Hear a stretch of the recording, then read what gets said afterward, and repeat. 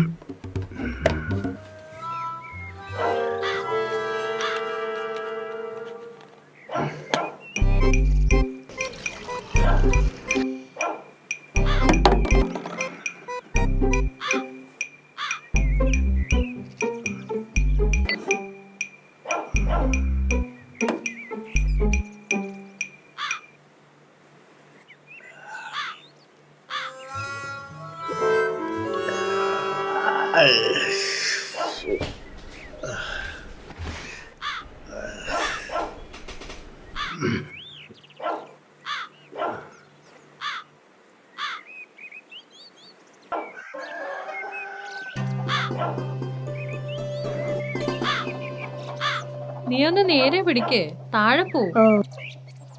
കുറച്ചുകൂടെ പൂക്കളുണ്ടായിരുന്നെങ്കിൽ നല്ലൊരു കളർ ഇടായിരുന്നല്ലേ. ഇതിനിപ്പോ എന്താ കുഴപ്പം? കുഴപ്പമൊന്നും ഇല്ലല്ലേ? ഇല്ല, സൂരജിന്റെ വീട്ടിൽ കുറെ പൂ വാങ്ങിയിട്ടുണ്ട്. ഞാൻ ചോദിച്ചാലോ? ആ ഒന്നും വേണ്ട, ഈ ഉള്ളത് വെച്ചങ്ങ് ഇട്ടാ മതി. വേണ്ടെങ്കി വേണ്ട.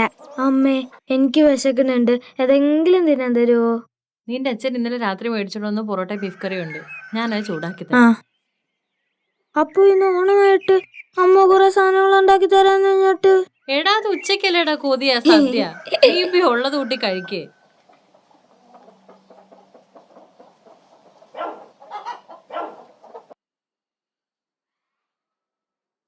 ഗീതേ, നീ എന്തെടുത്തോണ്ടിരിക്കേ? ഇന്ന് ഓണമല്ലേ ചേട്ടാ? കുളിക്കാൻ വെള്ളം എടുത്തേക്ക്. എനിക്ക് ആ മേസ്ത്രി അടുത്ത് പോകണം. അവിടെ ചെന്ന് എന്തെങ്കിലും ഒരു പങ്ക് കിട്ടും. നീ ഒന്ന് എഴുന്നേറ്റ് അവിടുന്ന്. പൂക്കാരി വന്നിരിക്കുന്നു.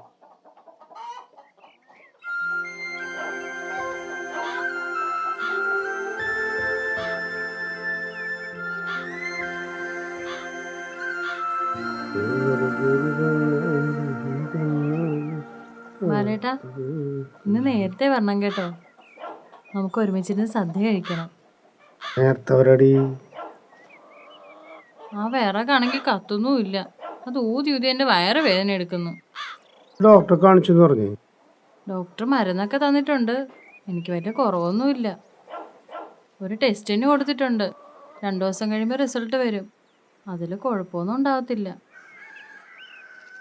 മനു, മനു, എന്താ അച്ഛാ? ഓണായിട്ട് മോനിക്ക് അച്ഛൻ എന്താ മേടിച്ചിട്ടുണ്ട്? എനിക്കൊരു പട്ടം മതി അച്ഛാ. പട്ടോ? അത് അച്ഛൻ വന്നിട്ട് ഉണ്ടാക്കി തരാല്ലോ.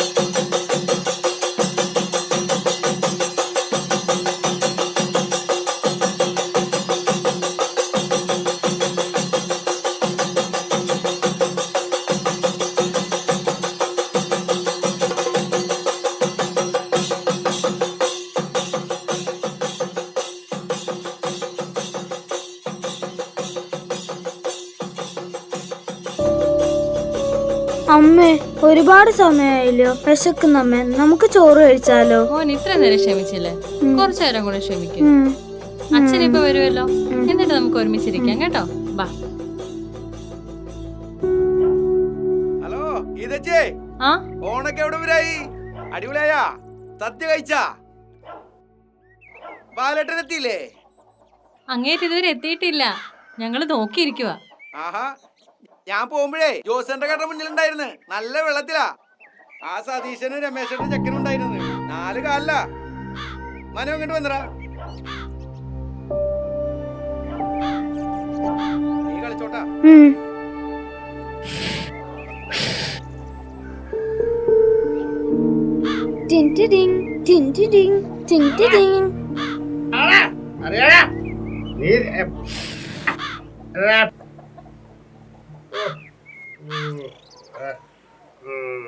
അമ്മേ, അച്ഛൻ വന്ന് ചോറ് വിളമ്പിക്കോ. എന്താ ഓർഡർ?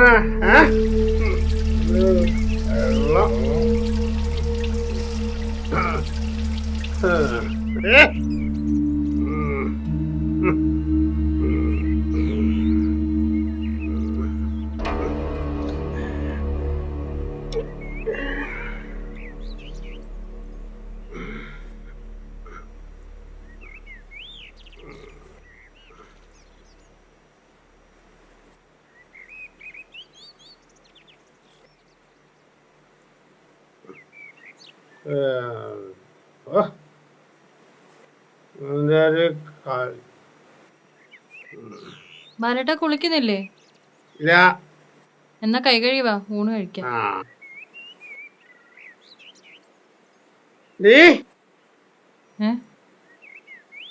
നിന്റെ പോക്കറ്റിന് പൈസ എടുത്ത്. അത് ബാലേട്ടനല്ലേ ആ ക്ലബിലെ പിള്ളേർക്ക് 200 കൊടുക്കാന്ന് പറഞ്ഞിരുന്നേ. ഇതിലുണ്ടായിരുന്ന 150 രൂപ ഞാൻ കൊടുത്തു. നീ ആരോട് ചോദിച്ചിട്ട് കൊടുത്തേ? ആരോട് ചോദിച്ചു കൊടുത്തേ?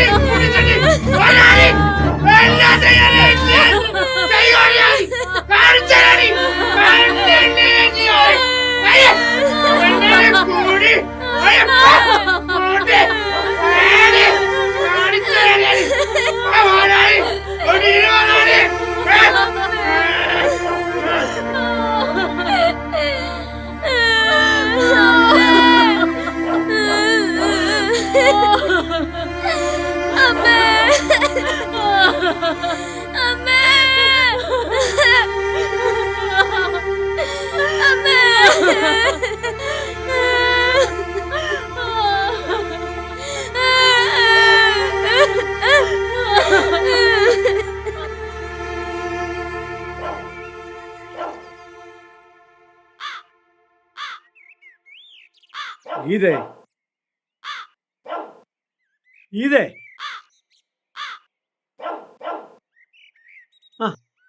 എത്ര നേരമായി വിളിക്കുന്നു. ബാലൻ എന്തേ? ബാലേട്ടൻ പുറത്തുപോയി. എന്തേ? എനിക്ക് കുറച്ച് കാശ് തരാനുണ്ടല്ലോ, ഓണത്തിന് തരാമെന്നാ പറഞ്ഞത്. അങ്ങാടിയിലെങ്ങാനും ഉണ്ടാവും, അവിടെ പോയി ചോദിക്ക്. ഇതേ നീ എന്തിനാ ഇങ്ങനെ കിടന്ന് അഭിനയിക്കുന്നത്? ബാലൻ എന്നോട് പൈസ കടം ചോദിക്കുമ്പോൾ ഞാൻ കൊടുക്കുന്നതേ എനിക്കറിയാം അവന് കുടിക്കാൻ വേണ്ടിയിട്ടാണെന്ന്. പിന്നെ അത് ചോദിക്കാനെങ്കിലും എനിക്ക് ധൈര്യത്തോടെ ഇവിടെ വരാമല്ലോ. പിന്നെ ഇന്ന് വന്നത് നല്ല ഓണക്കോടിയൊക്കെ കൊടുത്ത് നിന്നെ ഒന്ന് കാണാമല്ലോ. ഞാൻ കുറച്ചു മുമ്പേ ഇവിടെ വന്നിരുന്നു. ഇവിടെ നടന്ന അംഗം മുഴുവൻ കാണുകയും ചെയ്തു. നീ എന്തിനാടി പെണ്ണെ ഇങ്ങനെ കിടന്ന് അനുഭവിക്കുന്നത്? അല്ല, നിനക്കത് വേണം. കുറെ കാലങ്ങൾക്ക് മുമ്പ് അങ്ങ് തെക്കൂന്ന് കായംകുളം ദേശത്തുനിന്ന് ആരോരുമില്ലാത്ത ഒരമ്മയും മോളും ഈ നാട്ടിലേക്ക് വന്നു ജോലി, എന്റെ തറവാട്ടിലേക്ക്. അങ്ങനെ കുറെ കാലം. പിന്നെ നീ ഒരു പെണ്ണായി വളർന്നപ്പോൾ അന്നേ തുടങ്ങി നിനക്ക് ബാലനോടുള്ള പ്രേമം. നിന്റെ അമ്മയൊരു പാവമായിരുന്നു. ഒരു പൊട്ടി. ഒരു ദിവസം നീ അവന്റെ കൂടെ അങ്ങ് ഇറങ്ങിപ്പോയപ്പോൾ അവൾ ഒരുപാട് കരഞ്ഞു. കുറച്ചു ദിവസം കഴിഞ്ഞ് ദീനം വന്നങ്ങ് ചാകുകയും ചെയ്തു. ബാലൻ വലിയ സർക്കാർ ജോലിക്കാരനാകാൻ പോകുമായിരുന്നല്ലോ. എന്നിട്ടിപ്പൊ എന്തായി? നാട്ടിൽ അറിയപ്പെടുന്ന ഒരു കുടിയൻ ബാലൻ. ഇതേ നീ ഒന്ന് ചിന്തിക്ക്. പണ്ട് മുതൽ നിന്നെ കാണുമ്പോഴൊക്കെ മനസ്സിനൊരു സുഖമാണ്. നീ ആ കുടിയനോട് പോകാൻ പറ. നീ ഒന്ന് മനസ്സ് വെച്ചാൽ നിനക്കും നിന്റെ മോനും രാജകീയമായി ജീവിക്കാനുള്ള വക ഈ തമ്പുരാൻ തരും. ഈ തമ്പുരാൻ. തമ്പുരാനെ, ബാലേട്ടൻ കുടിയനായതേ അവസ്ഥ കൊണ്ടാ. സർക്കാർ ജോലിക്ക് നടന്നിട്ടേ ഇപ്പൊ കൂലിപ്പണിയാ. അതെനിക്കും എന്റെ പൊന്നുമോന് തിന്നാൻ വേണ്ടിട്ടാ. മദ്യപാനം ഒരു അസുഖമാ, അതിന് മരുന്നും ഉണ്ട്. എന്റെ പ്രാർത്ഥനയും എന്റെ സ്നേഹവും കൊണ്ട് എന്റെ ബാലേട്ടനെ മാറ്റിയെടുക്കാൻ എനിക്ക് പറ്റും. പക്ഷെ തന്റെ അസുഖം ഉണ്ടല്ലോ, അതിന് മരുന്നില്ല. മേലെ ഇമാതിരി വർത്തമാനം പറഞ്ഞോണ്ട് എന്റെ മുമ്പിൽ വന്നോണ്ടല്ലോ, എന്റെ പൊന്ന് തമ്പുരാനെ അടിച്ച് മോന്ത പൊളിക്കും ഞാൻ. അതുകൊണ്ട് തമ്പുരാൻ പോ. എന്തല്ല ഞാനൊന്നും പറയണ്ട, ഇറങ്ങിപ്പോഴ അവിടുന്ന്.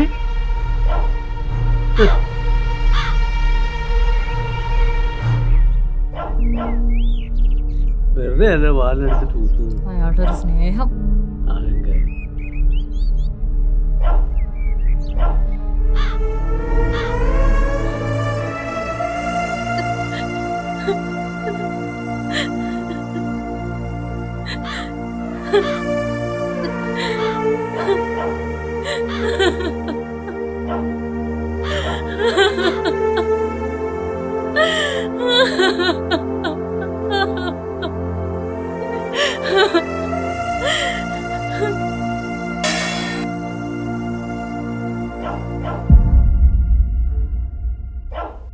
എന്റെ മോനെ, നീ എന്തൊക്കെയാണ് കാണിക്കുന്നത്?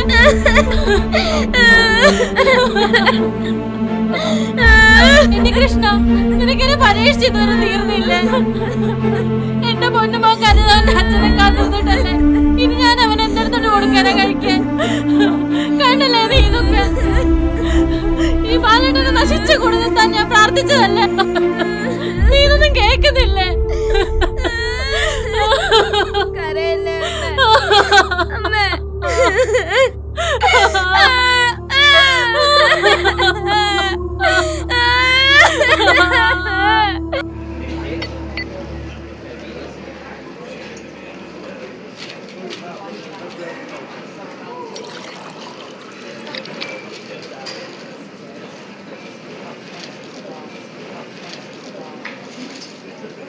ഷോ, താനെന്താടോ കാണിക്കണേ? തനിക്ക് വെള്ളമൊഴിച്ച് കഴിച്ചുകൂടെ? എങ്ങനെ? തനിക്ക് അതിനകത്ത് വെള്ളമൊഴിച്ച് കഴിച്ചുകൂടെ? ഇങ്ങനെയൊക്കെ കഴിച്ചാലേ കൂമ്പും കരലും ഒക്കെ വാടും. അതിന് തനിക്കെന്നതാ എടോ, ഇത് ഞങ്ങൾ കുടിക്കുന്ന സ്ഥലം, ലോക്കൽ. തന്നെപ്പോലുള്ള മാന്യന്മാരൊക്കെ അവിടെ കസേര പോയിരുന്ന് കുടിക്കണം. മോനെ, ഞാൻ അവിടെ ഉണ്ടാവും.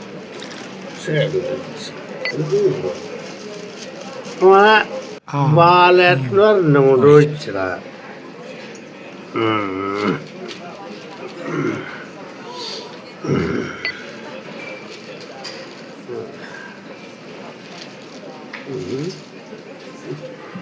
ഉപദേശിയോ?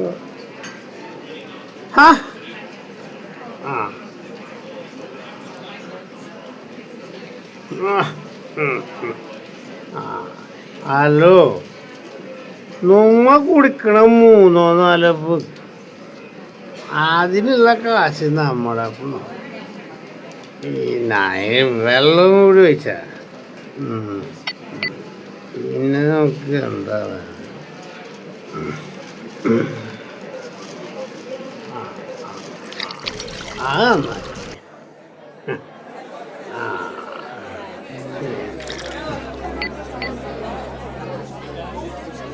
എന്താണ് കാണിക്കുന്നത്? കുടിക്കണം മദ്യത്തിലാണ് കൈ കൊണ്ട് ഐസ് എടുത്ത്. അതൊന്നും സാരമില്ല, താൻ കുടിക്കും. അത് നല്ലൊരു ഇതാണ്. എടോ, കുടിക്കണോണ്ടല്ല, മദ്യം നമ്മളെ കുടിക്കാതെ നോക്കും. കുറെ കാലമായില്ലേ ഈ പണിക്ക് പോകാൻ തുടങ്ങിയിട്ട്. എടാ, നമ്മുടെ പ്രയാസങ്ങളും സങ്കടങ്ങളൊക്കെ കുറച്ച് ആളുകൾ മാറും. അന്നാണ് നമുക്ക് ജീവിക്കാൻ കൊതി തോന്നുന്നത്. അപ്പൊ അതാ ഇവൻ പണി തുടങ്ങി. ചിലപ്പോൾ ഇവർ കിട്ടിയൊന്നും ഉണ്ടാവില്ല, ഒരരിപ്പ പോലെ ഉണ്ടാവും. തന്റെ പേരെന്താ? ആ ബാല, താനിപ്പോ ഒരു രോഗിയാണ്. അതിപ്പോ തന്നോട് പറഞ്ഞാൽ മനസ്സിലാവില്ല. താൻ സമയം കിട്ടുമ്പോൾ ഡോക്ടർ ഫൈസലിനെ ഒന്ന് പോയി കാണും. നമ്മളെപ്പോലുള്ള ആൾക്കാർക്ക് വേണ്ടി ഡോക്ടറിൻ്റെ ഒരു സ്ഥാപനമുണ്ട്. എല്ലാ ശനിയാഴ്ചയും നമ്മുടെ വായനശാലയിൽ തുടങ്ങിയിട്ടുണ്ട്.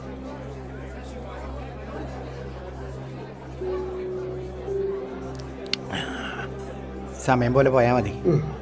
ഞാൻ ഇറങ്ങുക, ഇപ്പം തന്നെ ലേറ്റായി. ചേട്ടൻ്റെ വീട് എവിടെ? ഇവിടെ ഗുരുവായൂർ. ശരി.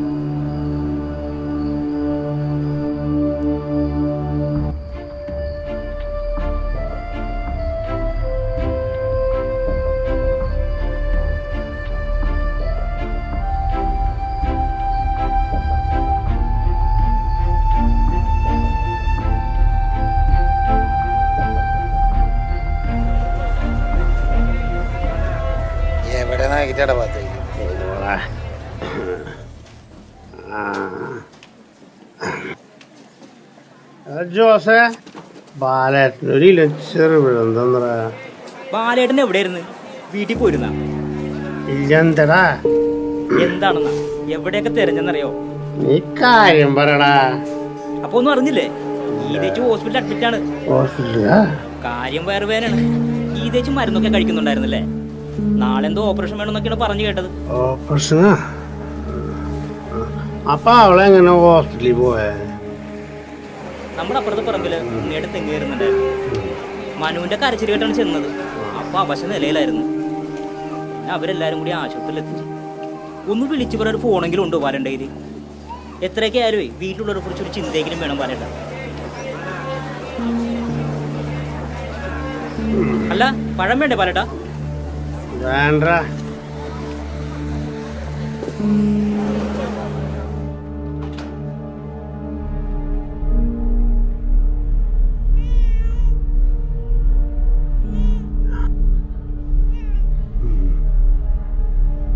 ബാലേട്ടാ, നാളെ രാവിലെ ഓപ്പറേഷൻ വേണമെന്ന് ഡോക്ടർ പറഞ്ഞേക്കുന്നു. വയറ്റിലുള്ള മുഴ വലുതായിരുന്നു. ബില്ലടയ്ക്കാനൊക്കെ ഒത്തിരി പൈസ വേണ്ടേ ബാലേട്ടാ?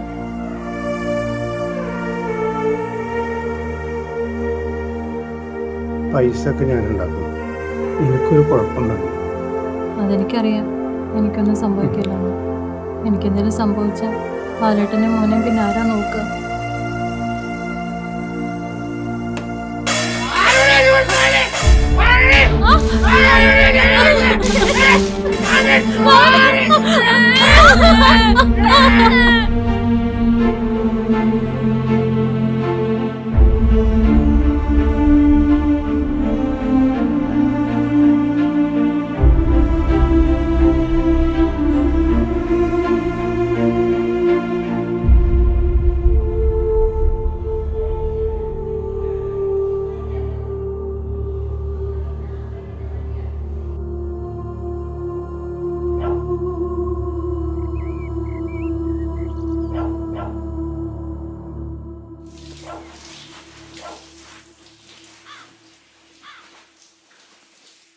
ദിനേശ, ആ ബാലേട്ടാ, എവിടെ പോയതാ? ഞാൻ നിന്നെ കാണാൻ തന്നെ വന്നതാ. എന്തേ? എടാ അവള് ഹോസ്പിറ്റലാടാ, ആകെ ഇടങ്ങേറില്ല. അതൊക്കെ ഞാൻ അറിഞ്ഞ്. നിന്റെ കയ്യിൽ പൈസ വല്ല ഇരിപ്പുണ്ടാ? ഞാൻ തിരിച്ചു തരാടാ. എൻ്റെ എവിടുന്നാ ബാലേട്ടാ? വർക്ക്ഷോപ്പിലെ പണിക്കാർക്ക് പോലും കാശ് കൊടുത്തിട്ടില്ല. പിന്നെ പഴയതുപോലെ വർക്ക്ഷോപ്പിലെ പണിയൊന്നുമില്ല. ബാലേട്ടൻ വേറെ എവിടെയെങ്കിലും നോക്ക്. ബാലേട്ടാ, സാധനം ഇരിപ്പുണ്ട്, വേണേ 2 അടിച്ചിട്ട് വാ.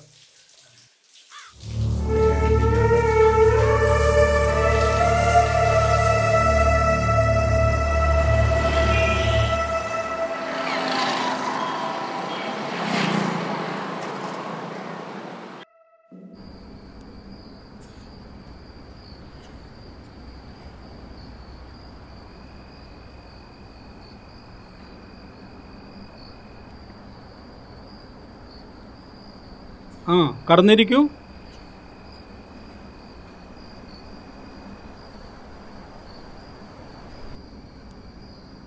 സാറോ? സാറുണ്ട് ഇവിടെ? ആ പിന്നെ എനിക്കും കൂടി നിർത്തണ്ടേ?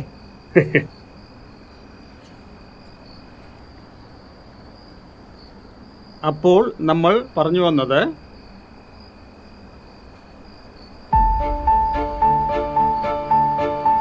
മദ്യപാനം ഒരു രോഗമാണ്.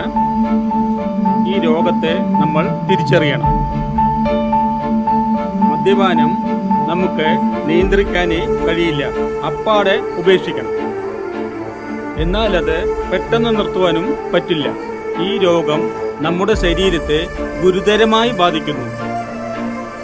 നമുക്ക് സമൂഹത്തിലുള്ള നിലയും വിലയും നശിപ്പിക്കുന്നു. അതുകൊണ്ട് ഒരു 24 മണിക്കൂറെങ്കിലും ഞാൻ മദ്യപിക്കില്ല എന്ന പ്രതിജ്ഞ എടുക്കണം. അത് വിജയിച്ചാൽ വീണ്ടും അടുത്ത 24 മണിക്കൂർ, അങ്ങനെ മണിക്കൂറുകൾ ആഴ്ചകളായും, ആഴ്ചകൾ മാസങ്ങളായും, വർഷങ്ങളായും തുടരണം. അപ്പോൾ നമ്മൾ സന്തോഷം അനുഭവിക്കും. മദ്യലഹരി തരുന്ന സന്തോഷങ്ങളൊന്നും സന്തോഷങ്ങളായിരുന്നില്ല എന്ന് അപ്പോൾ നമ്മൾ മനസ്സിലാക്കും. നമ്മുടെ വേണ്ടപ്പെട്ടവർ, ഭാര്യ, മക്കൾ എന്നിവരും രോഗികളായി മാറുന്നു. നമ്മൾ അവരെയും ട്രീറ്റ്മെന്റിന് വിധേയരാക്കണം. കാരണം അവരും മാറണം. ഒരു മദ്യപാനിയായ രോഗിയോട് എങ്ങനെ പെരുമാറണമെന്ന് അവരും പഠിക്കേണ്ടതായിട്ടുണ്ട്. രോഗികളോട് ഒരിക്കലും ദേഷ്യപ്പെട്ട് സംസാരിക്കരുത്. എല്ലാ കാര്യങ്ങളിലും അവരുടെ കൂടെ നിൽക്കണം. ഏതു നിമിഷവും മദ്യം അവരെ വീണ്ടും വഴിതെറ്റിക്കും എന്ന ചിന്ത മദ്യപാനിയായ രോഗിക്കും അവരുടെ കൂടെ ഉള്ളവർക്കും വേണം. മദ്യാസക്തി അവരുടെ ഉള്ളിൽ ഉറങ്ങിക്കൊടുക്കുകയാണ്. അതിനെ ഉണർത്തുന്ന സാഹചര്യങ്ങളിൽ നിന്ന് വിട്ടുനിൽക്കണം. വീണ്ടും രോഗി മദ്യം ഉപയോഗിച്ചു തുടങ്ങിയാൽ പിന്നീട് അവർ ജീവിതത്തിലേക്ക് തിരിച്ചു വരിക വളരെ ബുദ്ധിമുട്ടാണ്. ചിലപ്പോഴൊക്കെ ഫിക്സ് പോലുള്ള അസുഖങ്ങൾ വരാൻ ചാൻസ് കൂടുതലാണ്. ഇത്തരം സാഹചര്യമുണ്ടായാൽ രോഗി പതിയെ മരണത്തിന് കീഴടങ്ങേണ്ടി വരും. നമ്മൾ അത് അനുവദിച്ചുകൂടാ. ഇത്രമാത്രമാണ് എനിക്ക് ഇപ്പോൾ നിങ്ങളോട് പറയാനുള്ളത്. അടുത്ത ക്ലാസ്സിൽ കൂടുതൽ വിശദമായി ഞാൻ നിങ്ങൾക്ക് പറഞ്ഞു തരാം. അപ്പോൾ ഇന്നത്തെ ക്ലാസ് ഇവിടെ നിർത്തുകയാണ്.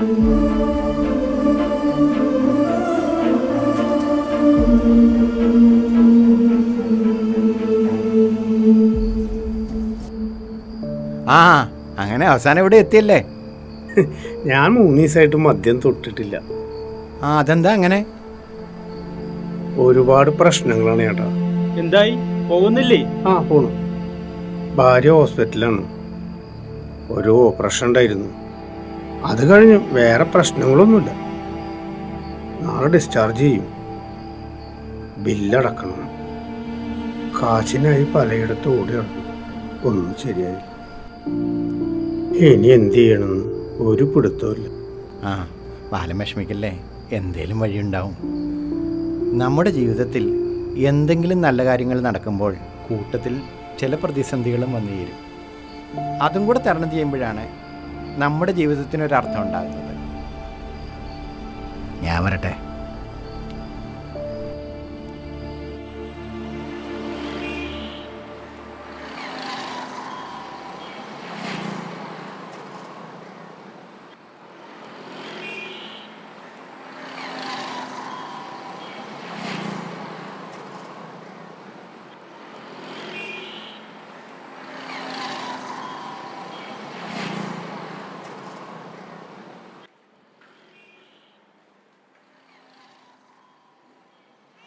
ഹേ ഹലോ, എന്തായി? ഡിസ്ചാർജ് വൈകിട്ട് കായാലും മതി, അപ്പോഴേക്കും പൈസ റെഡി ആവുള്ളൂ. അതെന്നെ ഗീതയുടെ ബില്ല് അടച്ചല്ലോ. ബില്ലടച്ചാ ആര്? അതെനിക്കറിയില്ല. കുറച്ചു മുമ്പ് ഒരാൾ വന്ന് ബില്ല് അടച്ചിട്ടുണ്ടായിരുന്നു. അതാരാണ്? അതെനിക്കറിയില്ല. വെള്ള മുടിയൊക്കെ ആയിട്ട് സായിപ്പിനെ പോലെ ഒരാൾ.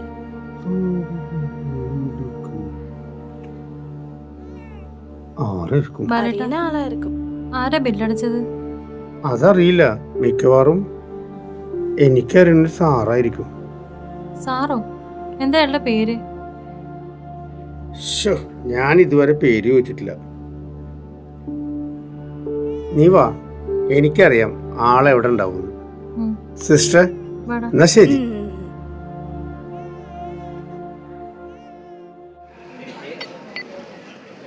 സതീശ, ഒരു കാര്യം ചോദിക്കാനുണ്ട്. ഓണത്തിന്റെ അന്ന് എന്റെ കൂടെ കള്ളു കുടിച്ചില്ലേ, ഒരു വെളുത്ത മുടിയൊക്കെ ആയിട്ട് സായിപ്പിനെ പോലത്തെ ഒരാള്? തിരുവോണത്തിനെന്നാ? ആ, അന്ന് നിങ്ങളുടെ കൂടെ അന്ന് ആരുണ്ടായിരുന്നില്ലല്ലോ, കൂടെ ആരുണ്ടായിരുന്നില്ലല്ലോ.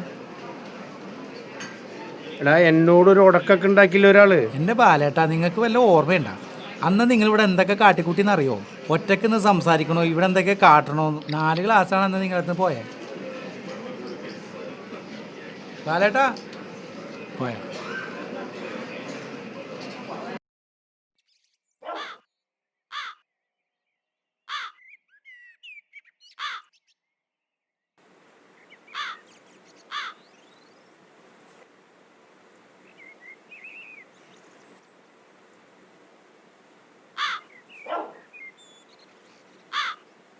ബാലേട്ടാ, പോയിട്ട് എന്തായി? അയാളെ പറ്റി വല്ല വിവരവും കിട്ടിയോ? ഒരു വിവരമില്ലടി. ഞാൻ ഫൈസൽ ഡോക്ടറോടും ചോദിച്ചു, അയാൾക്കും അറിയില്ല. ബാറിലെ ചെക്കനോടും. അയാൾ എവിടുന്നോ വന്നു, എവിടേക്ക് പോയി, എനിക്കൊരു പിടിയും. ബാലേട്ടാ, നമ്മുടെ ഉദ്ദേശം ശരിയാണെങ്കിൽ, നമ്മൾ അതിനു വേണ്ടി ഒരുപാട് കഷ്ടപ്പെടുന്നുണ്ടെങ്കിൽ, നമ്മളെ സഹായിക്കാൻ ദൈവം ഒരാളെ നിയമിക്കും. അങ്ങനെ ഒരാൾ വന്നുപോയെന്ന് വിചാരിച്ചാൽ മതി.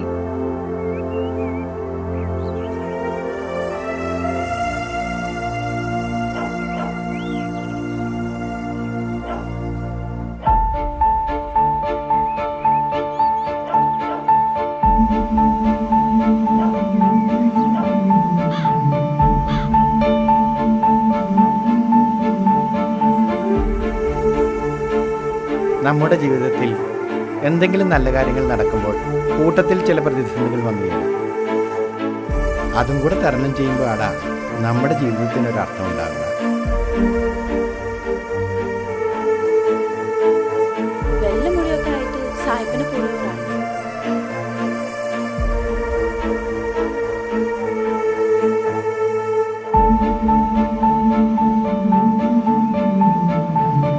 ചേട്ടന്റെ വീട് എവിടെ? ഇവിടെ ഗുരുവായൂർ